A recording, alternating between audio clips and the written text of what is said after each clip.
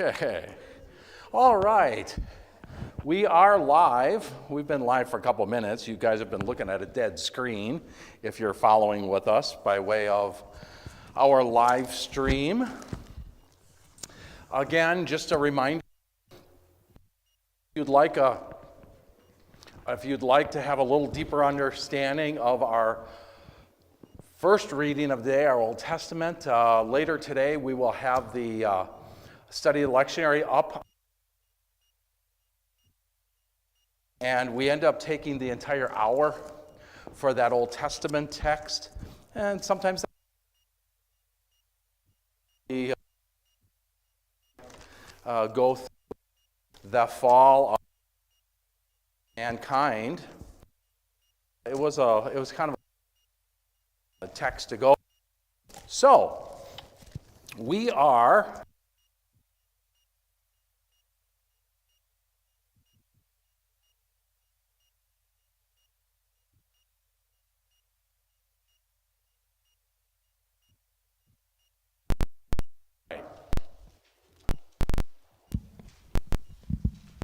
okay.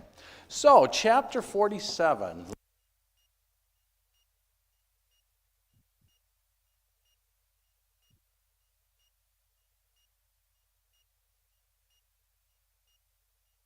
First 12 verses of chapter 47. Who's my first one? Claudia? All right, here you go. Chapter 47, the first 12 verses. So Joseph went in and told Pharaoh, "My father and my brothers, with their flocks and herds and all that they possess, have come from the land of Canaan. They are now in the land of Goshen." And from among his brothers he took 5 men and presented them to Pharaoh. Pharaoh said to his brothers, "What is your occupation?" And they said to Pharaoh, "Your servants are shepherds, as our fathers were." They said to Pharaoh, "We have come to sojourn in the land, for there is no pasture for your servants' flock, and for the famine is severe in the land of Canaan. And now please let your servants dwell in the land of Goshen."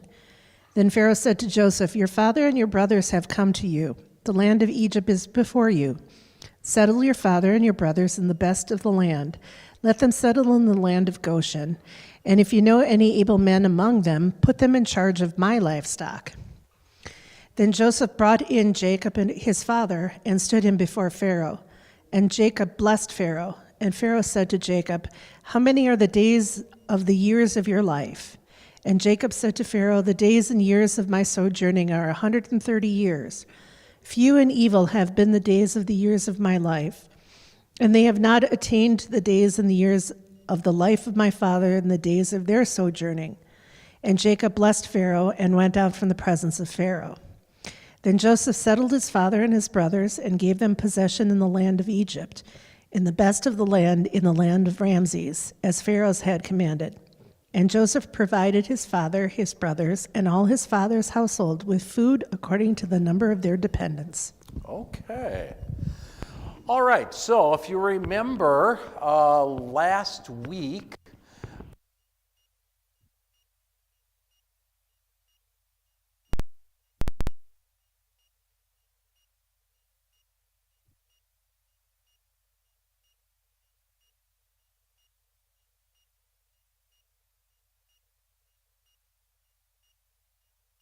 because shepherds being very high on the totem pole when it comes to the Egyptian people. Boy, is that a mixed metaphor, hey? Totem poles in Egypt. And yet, this very interesting is that we see this text. They come before Pharaoh and Dad. And they come before Pharaoh, and Pharaoh said, "What do you guys do for a living?" And they said, "We are shepherds." And note that they did not find anything that was not honorable about being shepherds. And so they said, "We are shepherds." And when you see when you hear Pharaoh's response to them, there is,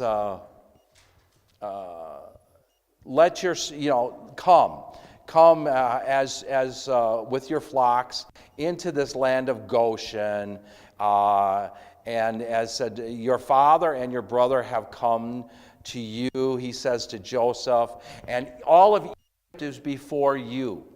So whatever you need from Egypt, and he said, if there are any, note how he says, if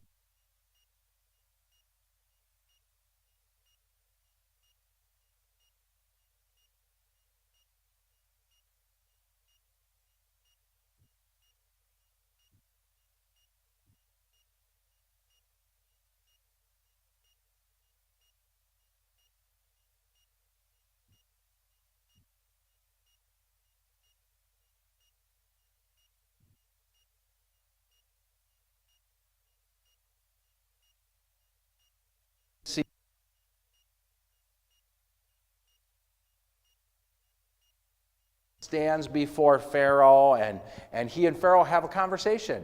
Pharaoh wants to know how old, those kind of things, and he tells Pharaoh how old he is, and note here that verse 10, we don't see Pharaoh blessing Joseph or Jacob. We see Jacob blessing Pharaoh. And what it means by Jacob blessing Pharaoh is he's laying the blessing of God upon him. Why do you think he's laying the blessing of God upon Pharaoh? He's the patriarch of the family. Well, yeah, that would be one of the reasons why Jacob would be eligible to do that, sure. Why would he have blessed him, though? He allowed his family to live in Egypt. Yeah, it's not just, it goes past that. It goes to not just even allowing the family there, but it's the whole hospitality of it, and that Egypt has also been merciful to the people back in Canaan.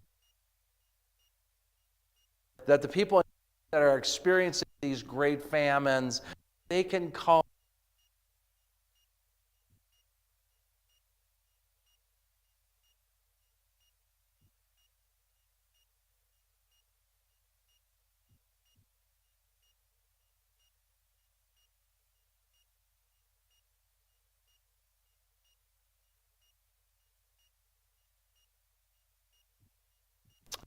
That is the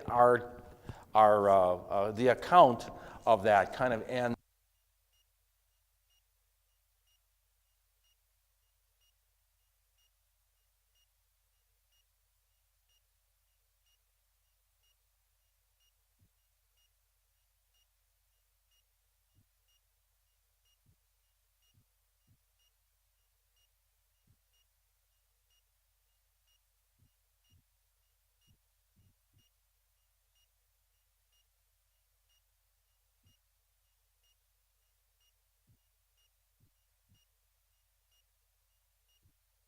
Pass on his, he's going to pass on the torch, so to speak, and the next pharaohs are not going to be as hospitable. They are going to then see these Israelites that have come in of their.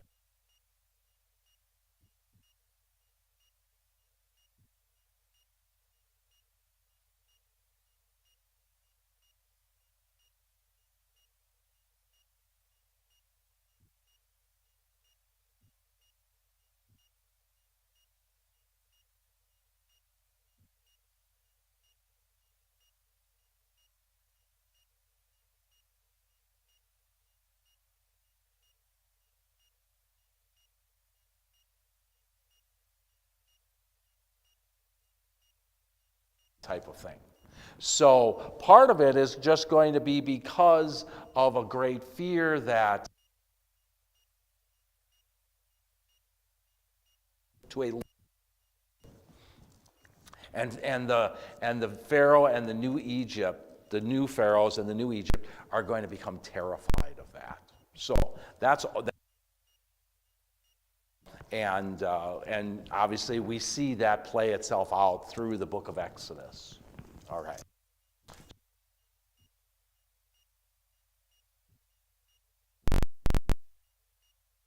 Read from 13 to 22.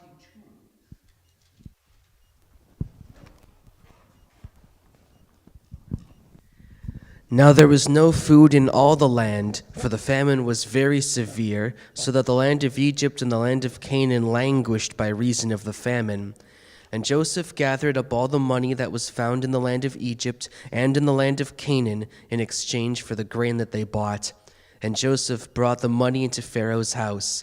And when the money was all spent in the land of Egypt and in the land of Canaan, all the Egyptians came to Joseph and said, "Give us food. Why should we die before your eyes? For our money is gone." And Joseph answered, "Give your livestock, and I will give you food in exchange for your livestock, if your money is gone."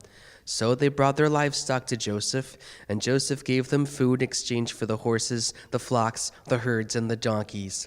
He supplied them with food in exchange for all their livestock that year. And when that year was ended, they came to him the following year and said to him, "We will not hide from my lord that our money is all spent. The herds of livestock are my lord's. There is nothing left in the sight of my lord but our bodies and our land. Why should we die before your eyes, both we and our land? Buy us and our land for food, and we, with our land, will be servants to Pharaoh. And give us seed that we may live and not die, and that the land may not be desolate." So Joseph bought all the land of Egypt for Pharaoh, for all the Egyptians sold their fields because the famine was severe on them. The land became Pharaoh's. As for the people, he made servants of them from one end of Egypt to the other. Only the land of the priests he did not buy, for the priests had a fixed allowance from Pharaoh and lived on the allowance that Pharaoh gave them. Therefore they did not sell their land.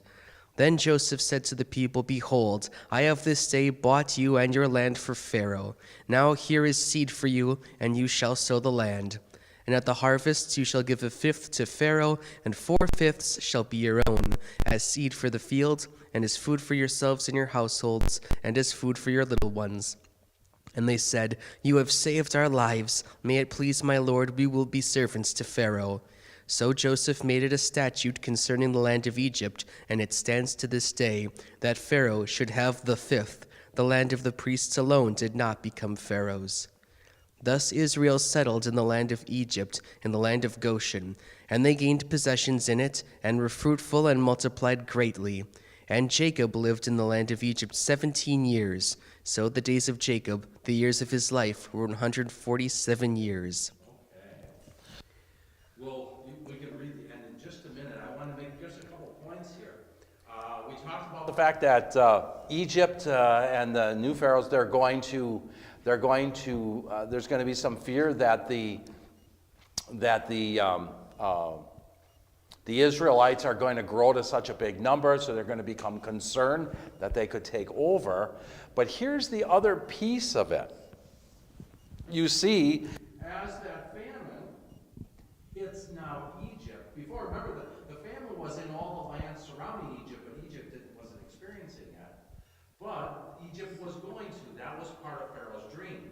You're going to have 7 years good, and you're going to have some 7 years bad. Well, then, of course,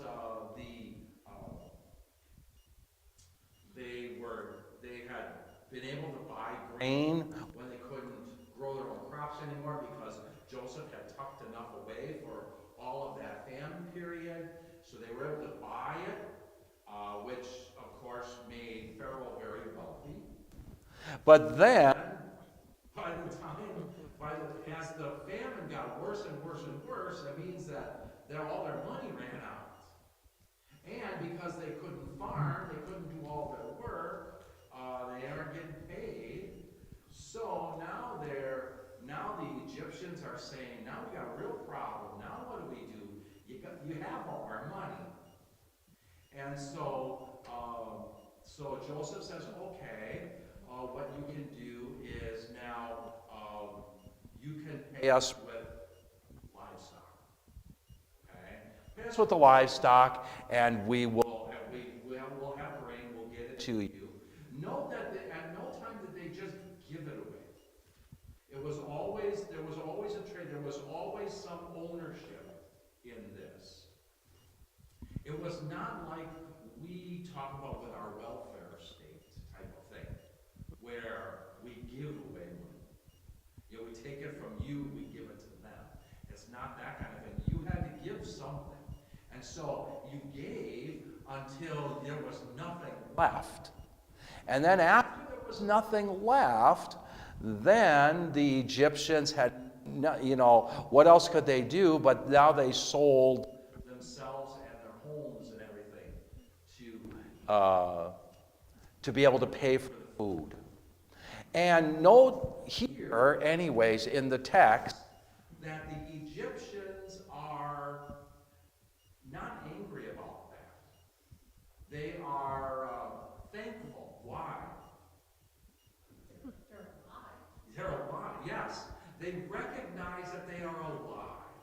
And so for that, they are very thankful. And then, of course, what we see here is that the famine is beginning to come to an end. Beginning to come to an end. That's a bad, I don't know if that sentence is right, but the famine is coming to an end.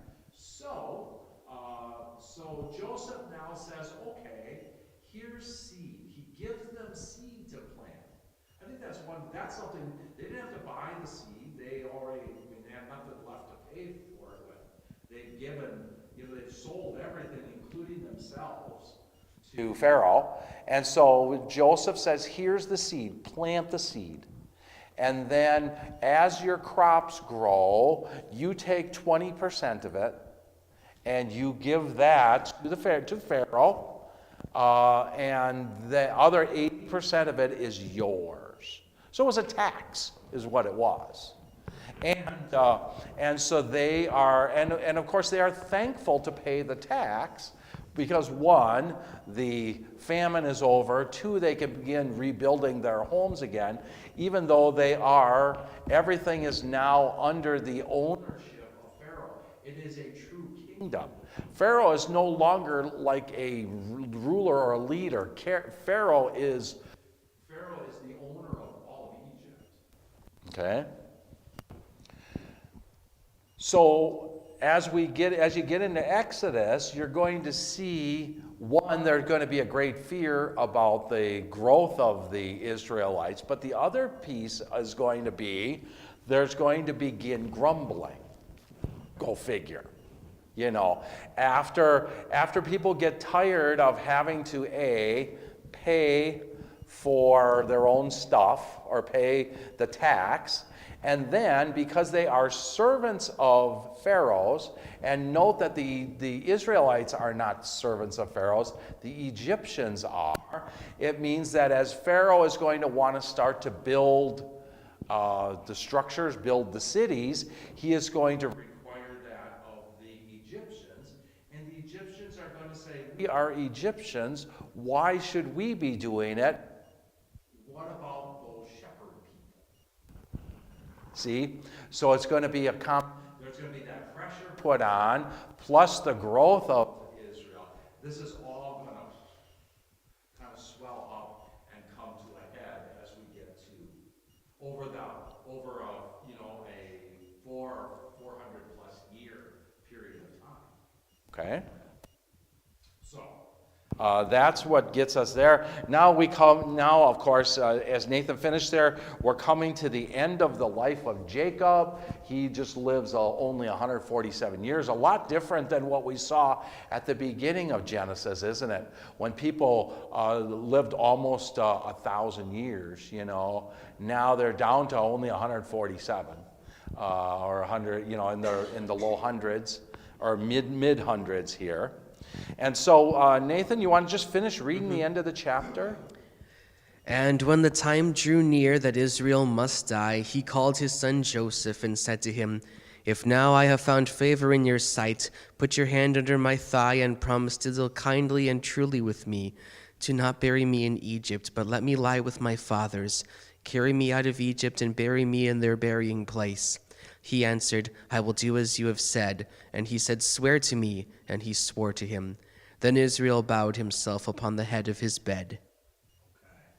So here we see Jacob, asking Joseph to make one more promise, and that promise would be that that he would not be buried here in that he would be buried back in his homeland of Canaan. Okay, and so he's to be buried back in the promised land, back in the, or what will eventually be the promised land. It was the land, it's kind of the land they came from. They go to Egypt, and basically they're coming back is what it's going to be in the end. And so here, note that he says that when he makes that vow, put your hand under my, on my, inside of my thigh. Remember, we talked about that way back early, in the earlier part of Genesis. What was the significance of that? What was the significance of making the vow there, inside the thigh? Where life begins. It's where life begins. Yes, and so this is this is where I made you, Joseph. That type of thing. And so that you can't. That would be where the vow was made. And he says, "Swear it upon this vow," and Joseph does. And so Israel bows his head and he dies. Okay. There's in my Bible, there's a reference to Hebrews 11, 13, 14, and 16. Okay. Somebody wanna go to Hebrews 11 and read 13 through 16?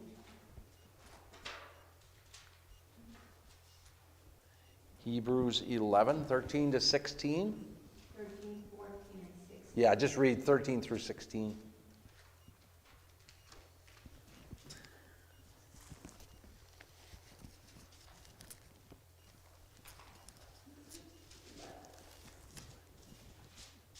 You'll need a microphone to do it. Whoever finds it. Claudia has it. There you go. 13, 14, and 16. 13. These all died in faith, not having received the things promised, but having seen them and greeted them from afar, and having a knowledge that they were strangers and exiles on the earth. For people who speak thus make it clear that they are seeking a homeland.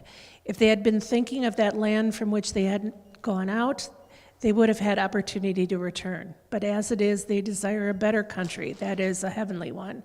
Therefore, God is not ashamed to be called their God, for he has prepared for them a city. Okay. So, Emily, why did they reference that in your commentary? Attitude of the patriarchs. Pardon me? The attitude of the patriarchs. That they did not get the things that were promised. Oh, I see. Okay. God and then Okay. Oh, I understand. Okay, I see where they were going with that. Is that Jacob would not see the return back to the land, but when the Israelites get back to the land, that his body would be brought there. And that we see that with the patriarchs is they don't always see the fulfillment of God's promises. In their full, and they prophesy it, but they don't see it. Moses, the same thing we're going to see later on, right? With Moses. Moses is going to lead them all the way to the promised land. He's going to be able to look over the River Jordan. And it's like, and they go, oh, there it is. Sorry, Moses, you aren't going there. And Moses never gets, after that 40-year journey, he doesn't get to go into the promised land. That's really what Emily was referencing and what Claudia read. Okay. So, Chapter 48. Let's see. Why don't we read the first 7 verses? Someone? Sometime later, Joseph was told. You need a microphone. You need a microphone. Thank you, Steve. Sometime later, Joseph was told, "Your father is ill." So he took his 2 sons, Manasseh and Ephraim, along with him. When Jacob was told, "Your son Joseph has come to you," Israel rallied his strength and sat up on the bed. Jacob said to Joseph, "God Almighty appeared to me at Luz in the land of Canaan, and there he blessed me and said to me, 'I'm going to make you fruitful and will increase your numbers.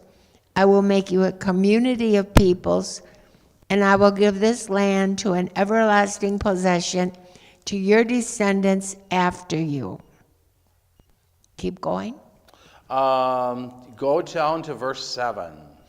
Through verse 7. "Now then, your 2 sons, born to you in Egypt before I came to you here, will be reckoned as mine. Ephraim and Manasseh will be mine, just as Reuben and Simeon are mine. Any children born to you after them will be yours. In the territory they inherit, they will be reckoned under the names of their brothers. As I was returning from Paddan to my sorrow, Rachel died in the land of Canaan while we were still on the way, a little distance from Ephrath. So I buried her there beside the road to Ephrath, that is Bethlehem." Okay. So, what we are seeing here is that Jacob is going to bless Ephraim and Manasseh, which are who? Who is Ephraim and Manasseh? Joseph's children.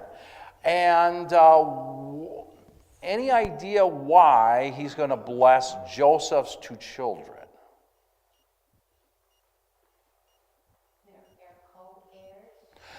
They're going to be co-heirs to Jacob's, to everything that is Jacob's, because there are, we talk about the 12 tribes of Israel, or the 12, the 12 nations that are going to be there. Well, there is no tribe of Joseph. Okay? So there's no tribe of Joseph, and so what Jacob does is instead of giving it to Joseph, because Joseph is here in in Egypt, Jacob takes and he gives 2 portions to one to Manasseh, one to Ephraim, and so in essence, Joseph's family gets 2 portions rather than 1. And some of it is because of what Joseph had, the love and mercy that Joseph has had. Jacob gives him 2. Now remember that will make 12, because you take Joseph out of there and you also take Levi out of there. Remember, the Levites are always they're always homeless. The Levites never own land. Kind of like a pastor. Right?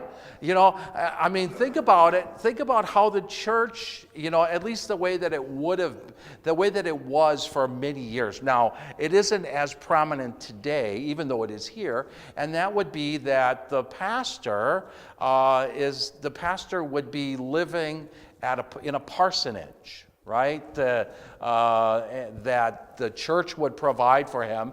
They would provide.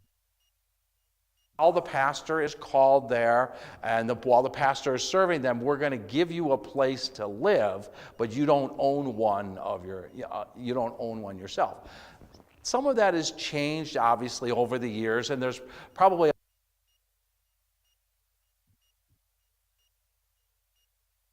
it's kind of the same way.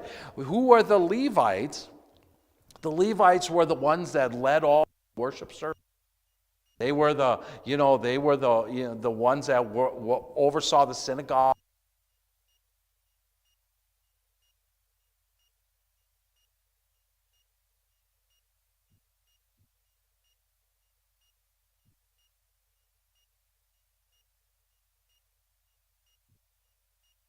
And so the Levites, they never owned their own land. They were given places to live in all the other lands because they were going to be the ones delivering the word of God.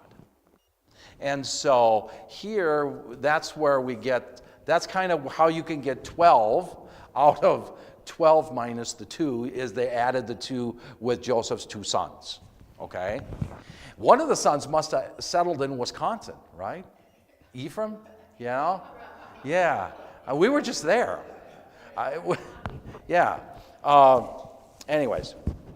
All right. So let's go from 8 to 16. Somebody want to grab the microphone and read 8 through 16. When Israel saw the sons of Joseph, he asked, "Who are these?" "They are the sons God has given me here," Joseph said to his father. Then Israel said, "Bring them to me so I may bless them." Now Israel's eyes were failing because of old age, and he could hardly see. So Joseph brought his sons close to him, and his father kissed them and embraced them. Israel said to Joseph, "I never expected to see your face again, and now God has allowed me to see your children too." Then Joseph removed them from Israel's knees and bowed down with his face to the ground. And Joseph took both of them, Ephraim on his right toward Israel's left hand, and Manasseh on his left toward Israel's right hand, and brought them close to him. But Israel reached out his right hand and put it on Ephraim's head, though he was the younger, and crossing his arms, he put his left hand on Manasseh's head, even though Manasseh was the firstborn. Then he blessed Joseph and said, "May the God before whom my fathers Abraham and Isaac walked, the God who has been my shepherd all my life to this day, the angel who has delivered me from all harm, may he bless these boys.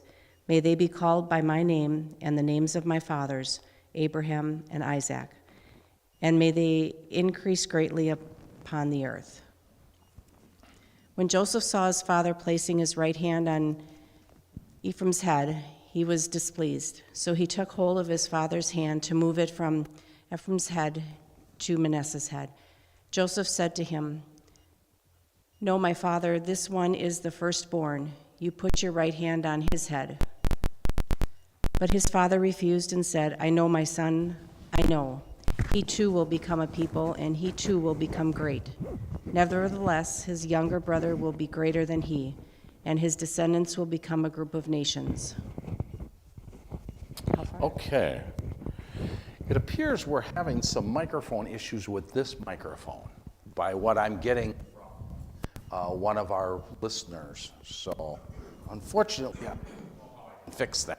They cuts in and out, and I don't know. There's not much I can do about it. That one they said is very clear. This one is not. So,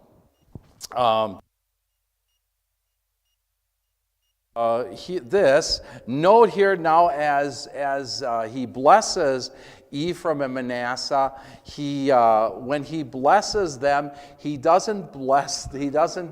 blesses the younger ahead of the older again, as something we have seen before, right? And so, and Joseph was disturbed by that, and so he said, "Father,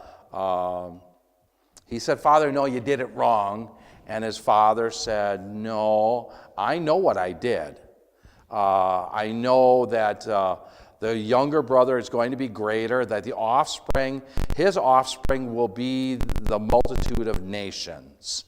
And so here we see, and later we're going to also see that there's going to be tension and trouble going through in Manasseh all the time. And so it's very interesting, again, as we see God does his work, that God's ways are not our ways, that God's thoughts are not our thoughts. And because of that, a lot of things that that to the world would appear that should be one way. With God, it is just the opposite. And this is another one of those where he's going to bless the younger with a greater blessing than the older. The greater blessing being is that he blesses him first, or blesses him with the right hand, which would make him ruler over the one with the left hand, that type of thing, okay? All right. You have the microphone yet? Somebody want to just finish the rest of the chapter? Nathan, I'll finish the rest of the chapter.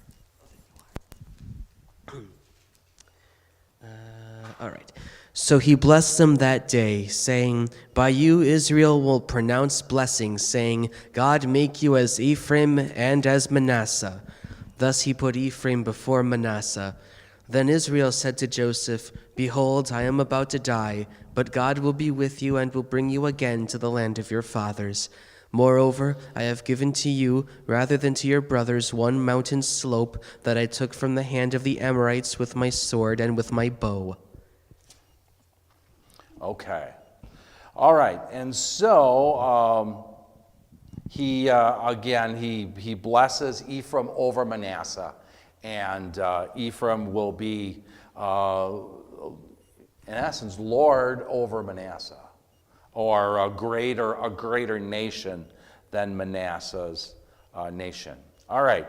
Now we're going to see Jacob as he continues to bless the rest of his sons, and we're going to see in these blessings that some of them he's going to talk about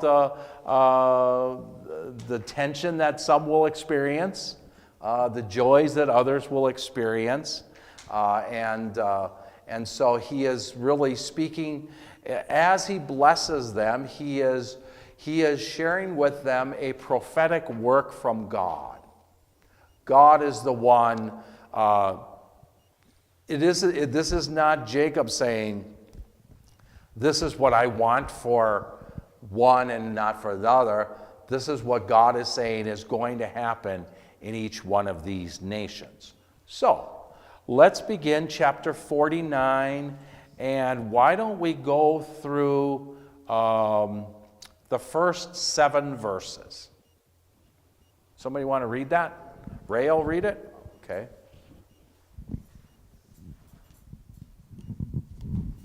Then Jacob called for his sons and said, Gather around so I can tell you what will happen to you in days to come. Assemble and listen, sons of Jacob.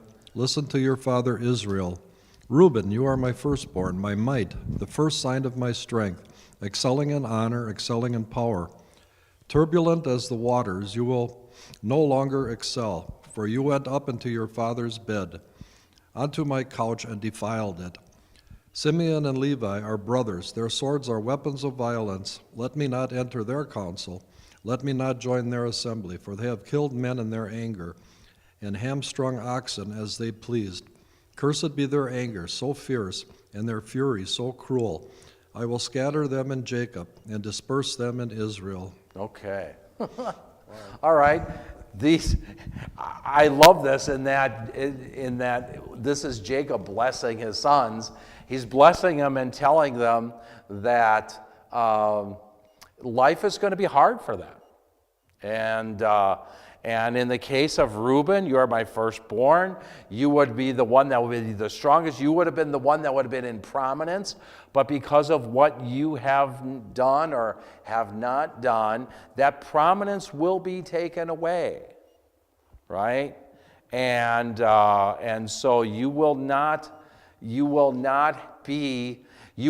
have the blessing of the firstborn, the typical blessing of the firstborn.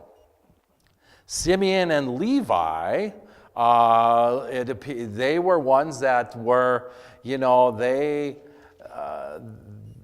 a lot of death fell, at their hands. And we saw that earlier as we were learning more about those 2 sons. They were the ones that went through and slaughtered and slaughtered families. So he says, let my soul not come into your counsel, for in their anger they killed men. And so they didn't kill them at God's command, they killed them out of anger. And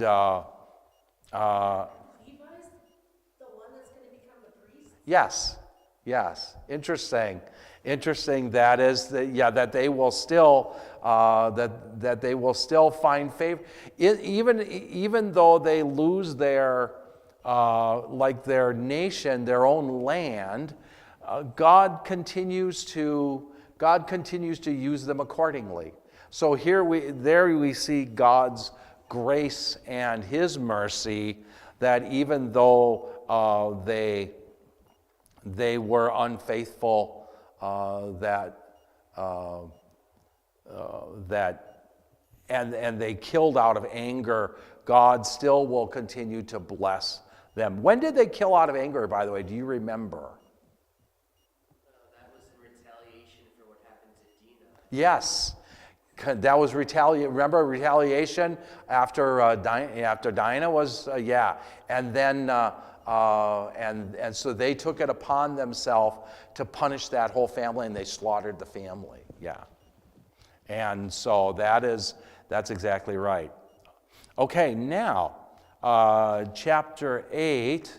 By the way, we're getting a note that's saying this is good now. So I don't know. Maybe it's I don't know. Whatever. It's working. I'm not supposed to move. I'll just be a head with a voice. Okay. All right. Verse 8 through why don't we do 8 through 12? And we may not be able to go much farther than that. Somebody, you got up. They got up. Did you say? I guess it's me. Judah, your brothers shall praise you. Your hand shall be on the neck of your enemies. Your father's son shall bow down before you. Judah is a lion's cub. From the prey, my son, you have gone up. He stood down, he crouched as the lion, and as a lioness, who dares to rouse him? The scepter shall not depart from Judah, nor the ruler's staff from between his feet, and tribute comes to him. And to him shall be the obedience of the people. Binding his foal to the vine, and his donkey's colt to the choice vine, he has washed his garments in wine, and his vesture in the blood of grapes. His eyes are darker than wine, and his teeth whiter than milk. Okay. All right, so here's the first of the real positive blessings, and it's a major one. It's a major one, that Judah, your brothers shall praise all your, and what he means by your brothers, all your brothers shall praise you. Your hand on the neck of your enemies, and then we go on and on. He talks about him being as a lion, as a lioness. Okay. The scepter shall not depart from Judah. The ruler's staff from between his feet. It goes on and on. This is a messianic promise. This is a prophecy that the Messiah that is promised back in Genesis chapter 3 is coming through the line of Judah. Okay? That is what he is saying here. All your brothers, who are his brothers? Who would be, as we take a look at this from the standpoint of a messianic promise, who are all the brothers?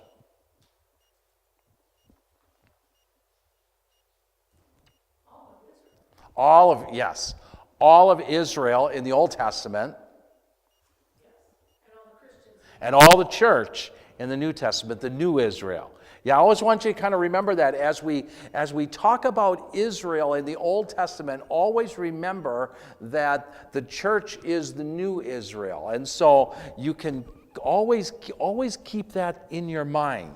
so that you remember that Israel is not, in God's word, Israel is not a place. It is a people. Israel in the Old Testament, New Israel in the New Testament, Israel church. Israel church.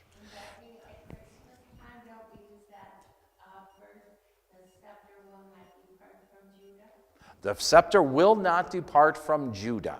Yes, that means that is the king's scepter will not depart from it. It is going to be in through the line of Judah. That's the significance of all of this. That means that the Messiah will be born through the line of Judah, which means that David will come through the line of Judah.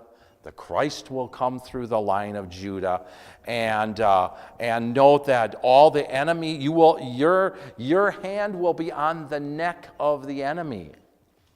He will be the one. Again, go back to and when you get the Bible study later today, or if you watch it during the week, Pastor Shim talks about it that Satan will bruise the heel of the Messiah, and the Messiah will crush the head of Satan. He will crush the enemy. This is what's being said here, that he will be the one to crush. And look at how he is seen as both a lion and a lioness. You know, as we talk about how often has Jesus obviously been talked about as the Lion of Judah, the Messiah, the King, right? But how often, but he's also been talked about in kind of a embracing way, like when he says, how I wish that I would be like a mother hen with the right? How the churches looked as the lion, as the churches looked as the matriarch, with Christ as the head. The church is always given it's given the female pronoun, she. Well, in the same way, we see that out of Judah will come both the he and the she, right? And it will be Christ and his bride. That is what, this is the prophecy already back at this time. He will, the obedience of the people will be his. He will be the one that will bind his fold to the vine. I mean, you see, he will bind his people to what? To the vine. And Jesus, in the Gospel of John, I am the vine, right? And his donkey's colt to the choicest of vines. He has washed his garments. Look at it, think about that. He's washed his garments in wine, his vesture in the blood of grapes. I think you could even kind of take a look today at the faith that is poured out through Holy Communion, that the robe of Christ's righteousness, whereas is found in the wine. It would be as if it was washed in the wine. That type of. This is all part of this prophecy, in that. So this is very much a messianic promise, okay? Is the wine and the blood, or washed in the blood, is that symbolic of the blood of Jesus, the wine? Well, the wine, it's not symbolic of it is. It's not symbolic of, it is the blood of Christ. In this sense, it's just a messianic prophecy. It's pointing toward it. Yes, it's just pointing toward it. So I wanted you to see that that's a messianic promise. Okay. So that's all the time we have. Go in peace, serve the Lord, and we'll gather together next week. And I'll try to remember to not move, because it appears that when I move, I moved it up a little, but also what happens is I think when I put my arms here, by moving some of these things, I'm thinking that I'm creating, I don't know. I'm guessing. I don't